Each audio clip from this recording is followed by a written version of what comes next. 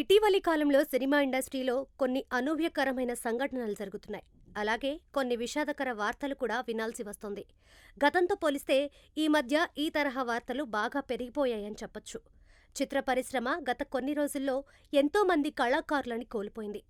తాజాగా మరో ఘటన ఇండస్ట్రీని విషాదంలోకి నెట్టేసింది.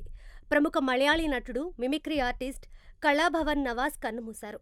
శుక్రవారం ఎర్నాకులంలోని హోటల్ గదిలో అపస్మారక స్థితిలో ఆయన్ని గమనించిన సిబ్బంది వెంటనే ఆస్పత్రికి తరలించారు. కానీ అప్పటికే నవాజ్ మృతి చెందినట్లు డాక్టర్లు ధృవీకరించారు.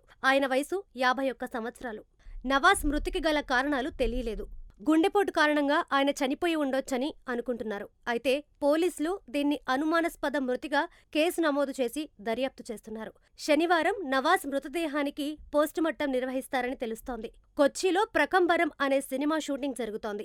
సాయంత్రం వరకు షూటింగ్లో పాల్గొన్న నవాజ్ హోటల్లోని తన గదికి వెళ్లి బయటికి రాలేదు.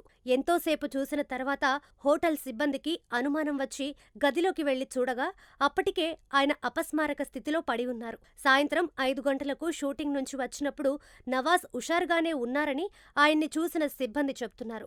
నవాజ్ మరణ వార్త కేరళ చిత్ర పరిశ్రమను దిగ్భ్రాంతికి గురిచేసింది. షూటింగ్కి 2 రోజులు బ్రేక్ వచ్చింది. దాంతో ఇంటికి వెళ్లి రావాలనుకున్నానని చెప్పారని తోటి నటీనటులు తెలిపారు. ప్రాథమికంగా దీన్ని అనుమానాస్పద మృతిగానే పరిగణిస్తున్నారు పోలీసులు.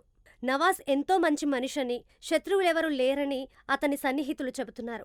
ఆ రోజు షూటింగ్ కూడా ఎంతో హ్యాపీగా పూర్తి చేశారని చిత్ర యూనిట్ తెలియజేసింది.